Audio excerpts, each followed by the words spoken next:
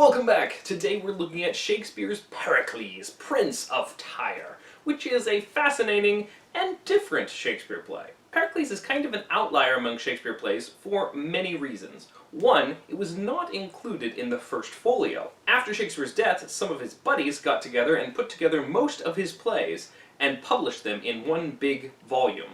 We call this the first folio. And I have another video where I describe folios and quartos and what all those mean. This first folio is an invaluable resource to study Shakespeare's early plays. However, Pericles doesn't get included until the third folio. The third folio doesn't get a whole lot of love because it included a whole lot of plays that are definitely not Shakespeare's. Basically, somebody was trying to make a buck off of Shakespeare's name, and including all these plays that are obviously inferior and not his. However, this is also where the folios introduced Pericles, which gave a lot of people pause as they look at this play. Is it really Shakespeare's? Well, yes, we're sure it is. However, there's also some discussion of whether or not Shakespeare wrote it by himself, or whether it was co-authored with another author, possibly George Wilkins. George Wilkins did write basically a novelization of the play, and because the main quarto that we use to study this play is divided into two clear sections, Acts 1 and 2 and Acts 3 through 5, it's very possible that Wilkins was responsible for the first two acts and Shakespeare for the last three, or some sort of collaboration like that. However, other people argue that the differences between Acts 1 and 2 and Acts 3 through 5 in this quarto were merely transcription differences. It usually involves things like the way the poetry is broken up. In Acts 3 through 5, the lines are not clearly divided, and there's other issues. Is it possible that Shakespeare wrote the whole thing, but somehow the copying was odd, or somehow the people who contributed to the writing down of this particular quarto were working from two different sources? Tough to say. And if Wilkins participated in the writing of the play, then as he writes the novelization later on, why does he seem to rely so heavily on exterior sources? Is it possible that he was sort of cut out of the process? There are a lot of mysteries and uncertainties to this. It's also an outlier for Shakespeare plays because its structure is very different from a lot of other Shakespeare plays. It's always a fascinating study to see how Shakespeare is using his source material. He very frequently borrows from older poems, older works, history texts. But Pericles goes a step beyond that and puts front and center a poet as the chorus. John Gower, a famous Middle English poet, a contemporary of Chaucer's, who wrote a story very like Pericles. Shakespeare changes the name. The original was Apollonius. But Gower is obviously source material. And Gower is the one who stands up throughout this play and fills in narrative gaps. He's an interesting character because he continues to use some of that Middle English language, and he sounds all highbrow and archaic. And for my students who complain that they think Shakespeare's language is old, just wait till you get a glimpse of Gower here. He's not actually difficult to understand, but he does like to slip in the Middle English words, giving this the feel of a retelling of one of Gower's poems. Gower's fill-ins help support us through some of the textual difficulties. After all, this play is set in many different cities, and it spans a considerable length of time. We should also note that this is one of Shakespeare's romances, which sets it apart from the comedies and tragedies that most people are more familiar with. Romances tend to end on a positive, happy note, but they don't have the levity and the lightness of a comedy. There's a lot of heavy weight that's carried through a romance, and they tend to follow a structure of a close, unified family that is broken apart and then restored. Think of Cymbeline or Winter's Tale. Finally, Pericles is action-packed. It is one great event after another, making it a particularly exciting read, but also odd to stage because we are passing through so much time and so many different locations. Not to mention that we were heavily relying on narrative poetry and reflecting on the nature of narrative poetry. All of these things make this a really different Shakespeare experience. Now, before I get into the plot, I want to note one more thing, and that is that this play, although being very hopeful and interested in good rising above evil, does touch on some pretty tough topics. It deals with incest in a very dark way. It also deals with human trafficking and prostitution. So although this story seems to, at times, have almost fairy tale qualities to it, at other times it does look into the dark. Ultimately though, as with some of Shakespeare's other romances, there is the idea of being picked up after brokenness and put back together. one of the reasons why Shakespeare's romances are some of my favorites. So let's look through the action now, and I'll mention a couple of themes as we're going along.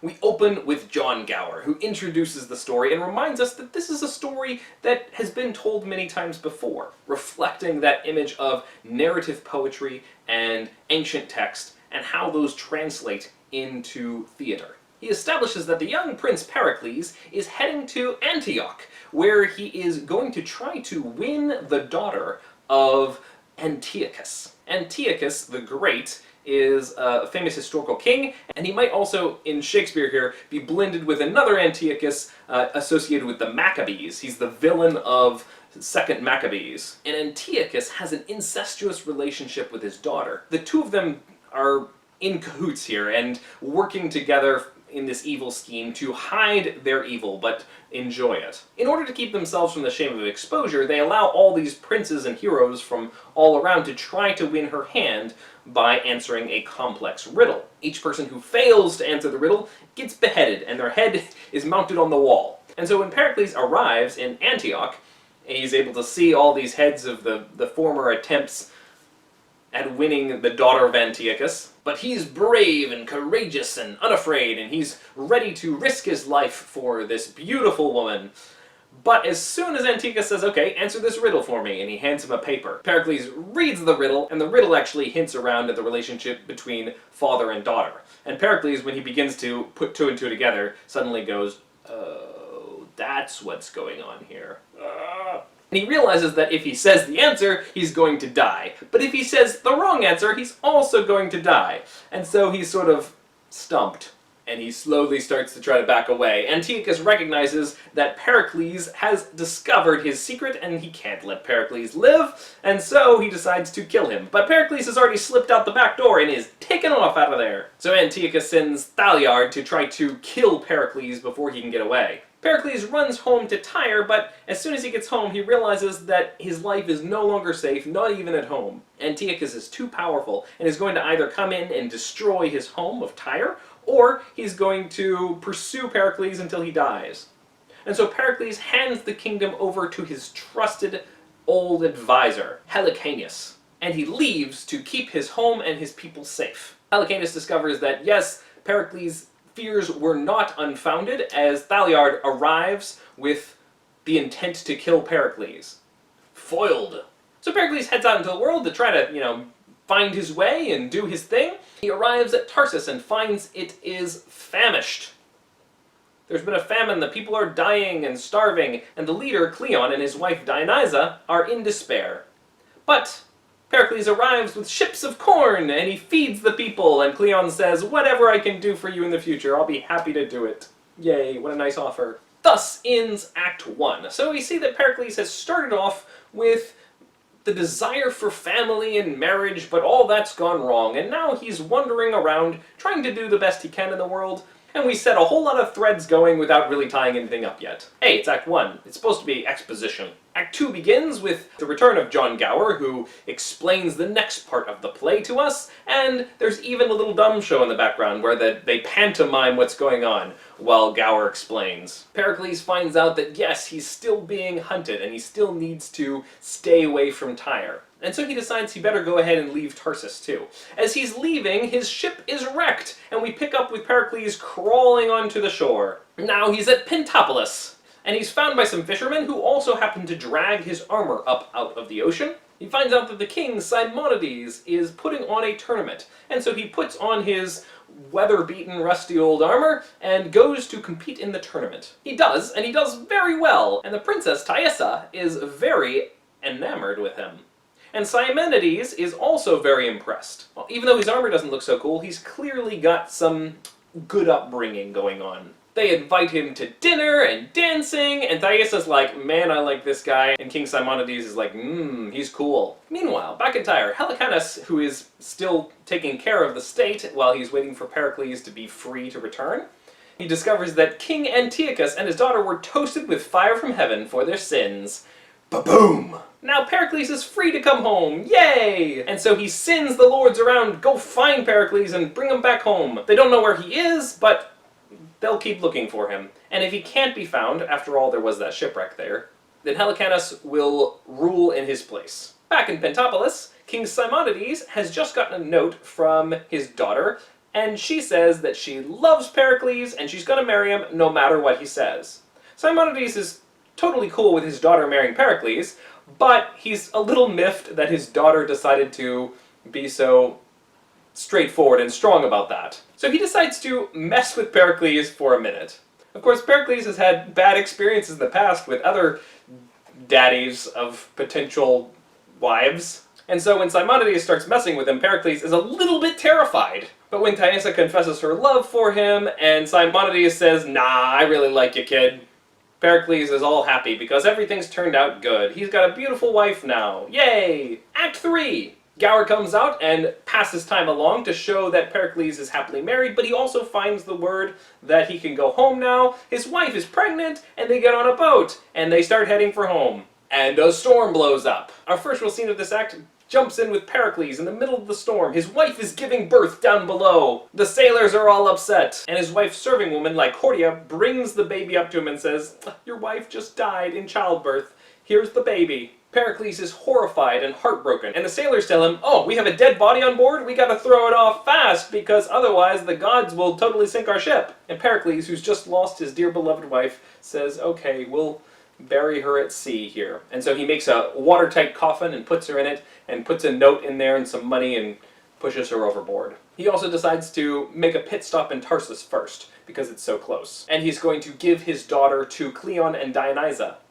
Remember how they promised to do nice things for him since he saved them from famine? He's too heartbroken to take her himself. Meanwhile, nearby on shore, the coffin with Thaisa washes up, and a famous doctor named Cerimon examines her body and discovers that she's not really dead. She's just been thrown into a trance. And in her coffin he finds the money and the note that explains that they thought she was dead. He revives her, and upon being revived, she realizes that her family is all gone, and she assumes them shipwrecked, and so she decides to join a convent. Meanwhile, Pericles is dropping off his daughter, Marina.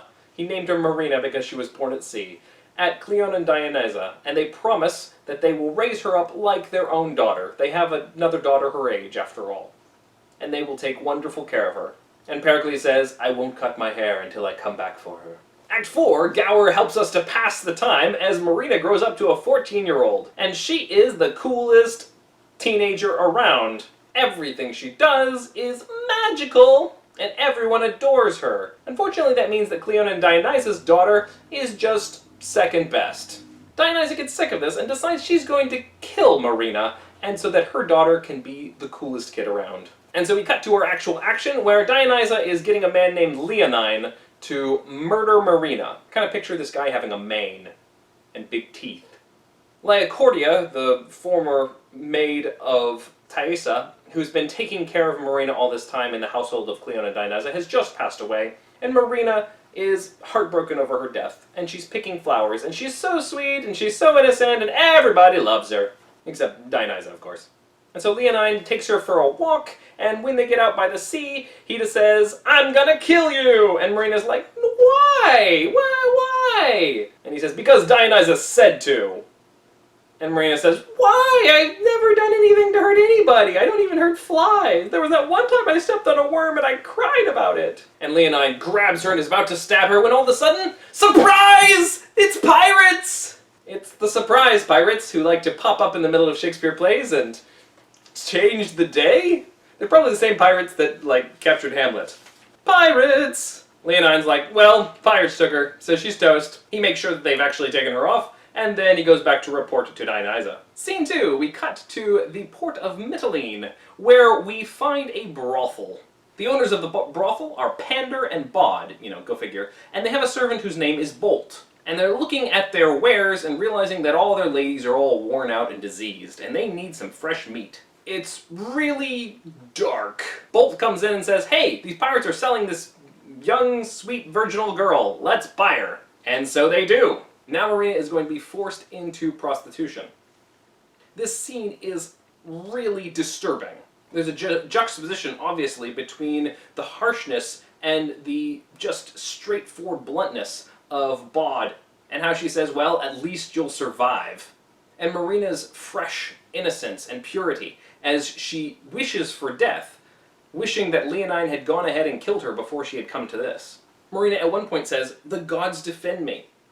And Bod responds and says, "If it please the gods to defend you by men, then men must comfort you, men must feed you, men stir you up."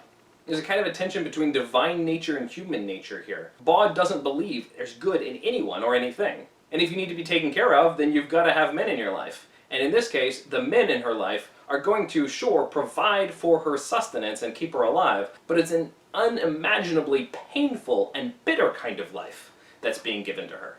Not one she can bear. And so they send out new advertisements into the street to advertise how they've got this fresh, young, virginal 14-year-old girl, and she's going to be all the stuff. Everybody's excited about it. And they're lining up to come meet Marina. Cut back to Cleon and Dionysa. Cleon has just discovered that Dionysa has done this, and he's a little bit horrified. But he's willing to go along with the lie that she just died. It was an accident. Because he doesn't want to get in trouble with Pericles. They'll make this nice monument to her, and all this, gilded message of how much they loved her. And we'll clear it all up. Gower comes in and shows how when Pericles arrives and sees that his daughter is dead, how heartbroken he is, and of course he's still not cutting his hair, and now he's not going to wash his face anymore either. He's getting a little stinky. It also emphasizes the hypocrisy, as Dionysa writes this poem about how heartbreaking it is that Marina died. Then we cut back to Mytilene to see what's going on with Marina, how she's taking to this horrible life of prostitution. And instead of cutting straight to her, we cut to a couple of gentlemen who are walking through the street deciding that they have repented of prostitution and they are going to become better people now. Why? Because when they went in to find Marina, she won them over and changed them for the better. Pander and Bod, though, are horrified because everybody who comes to their brothel goes in to see Marina and then she talks them out of it and completely changes their lives so that from then on they become virtuous, holy people. And now nobody wants to go to the brothel anymore. Lysimachus, who is the governor of Mytilene, arrives and decides that he wants to sleep with this young woman, and again she completely wins him over. And he also goes away changed, giving her money and telling her to keep her virtue and curse anybody who messes with her. It's interesting all the times that money is used throughout this play. First time we see it is when Anticus gives Tybalt the gold and the poison to try to get rid of Pericles. We see the gold in the coffin of Thaisa as a recognition of her value. We see gold here given between Lysimachus and Marina. And this gold is what she uses to help buy her freedom out of the brothel. Gold is both a symbol of the poisons of greed, but it's also a kind of thing that, when used appropriately, without that grasping kind of nature, can help you to move beyond your problems. In any case, when Pander and Bod see that Marina has even corrupted, or uncorrupted, their governor, they offer their servant Bolt to go ahead and rape her to take care of her uppityness. But she talks him out of it, gives him the money, and then asks him to find her a place of work that will not shame her. She doesn't mind being a working class person, working in peasant things, even though she was brought up as a princess, as long as her purity can be preserved. He's won over and he decides to help her out. And so we come to Act 5. Gower arrives again to tell us how Marina is just succeeding at everything she's doing. She's, after all, really good at a whole lot of things. And everybody loves her. Meanwhile, Pericles and his entourage are sailing by Mytilene, and Lysimachus sees his ships and decides to row out there and have a chat with him. Just, from one town leader to another. Scene 1 shows Helicanus welcoming Lysimachus onto the boat, but saying Pericles doesn't talk to anybody anymore. In fact, he hasn't spoken in months since he found out about the death of his daughter. He's a broken man. He's that guy over there with all the hair. And Lysimachus is like, oh, that's terrible. But I do know this girl from town who's like super cool and everybody loves her. Maybe she can cheer him up a little bit. Ha ha! In comes Marina, who sings to Pericles and then tries to get him to talk. He's completely out of it. In fact, he even hits her. But she feels compelled to continue talking to him. And so she tells him part of her story. As she begins to tell her story, he sort of wakes up and hears more and more details that he recognizes as the details of his daughter. Marina is his daughter! He thought she was dead! Here she is! Pericles is so overwhelmed that he turns to Helicanus and says, "Oh, Helicanus, strike me, honored sir, give me a gash, put me in present pain, lest this great sea of joys rushing upon me o'erbear the shores of my mortality, and drown me with their sweetness." he's but amazed, and he keeps asking for more confirmation just because he can't take it in. It's a really touching scene. And then as soon as he realizes who she is, and he tells everybody, and he's so excited, then all of a sudden he hears this strange music, and he falls into a trance. And down comes Diana, the goddess, who says, I want you to go to Ephesus, and I want you to come into my temple there, and I want you to tell your story. And Pericles, once he wakes up, decides instead of going to Tarsus to deal with evil old Cleon, he goes to Ephesus to do what the goddess Diana had asked him to do. Gower fills in the gap between the trip, and they arrive at the temple. There Pericles tells his story in the temple of Diana. And who should overhear it but, of course, his wife, who had become a nun there. Ah! And the Dr. Saramon comes in and confirms all the details, and they all figure it all out. There's a reunion kind of like this in Comedy of Errors, although that one emphasizes the comedy. This one is deeply heartbreakingly emotional. And Pericles is overwhelmed with all of this. He's able to cut his hair off, and he also finds out that his wife's father is dead, and so he becomes king of Pentapolis, and Lysimachus marries his daughter because he's been in love with her since he met her in the brothel. And now that he knows that she's a princess, he's willing to marry her.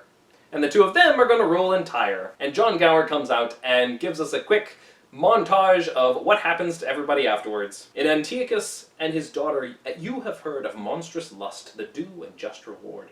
In Pericles, his queen and daughter seen, although assailed with fortune fierce and keen, virtue preserved from fell destruction's blast, led on by heaven and crowned with joy at last. In Helicanus you may well descry a figure of truth, of faith, of loyalty. In reverend Saramon there well appears the worth that learned charity eye wears. For wicked Cleon and his wife, when fame had spread his cursed deed, to the honoured name of Pericles, to rage the city turned, that him and his they in his palace burn. The gods for murder seemed so content to punish, although not done but meant. So on your patience evermore attending, new joy wait on you. Here our play has ending. Was that action-packed or what? It's exciting, it's emotional, it's romantic. My favorite things about it, though, are the fact that it continues to emphasize hope. It believes that the light can turn the darkness around. Maybe it's excessively optimistic at some times, but what can I say? I'm a bit of a romantic myself. Thanks for watching. Next week I'm going to be reading Cymbeline, which is one of my favorites, and another romance. I'm not going to do a new video over it because I already have one. If you like Pericles, Cymbeline's an excellent play as well. I'll see you next time. Bye-bye.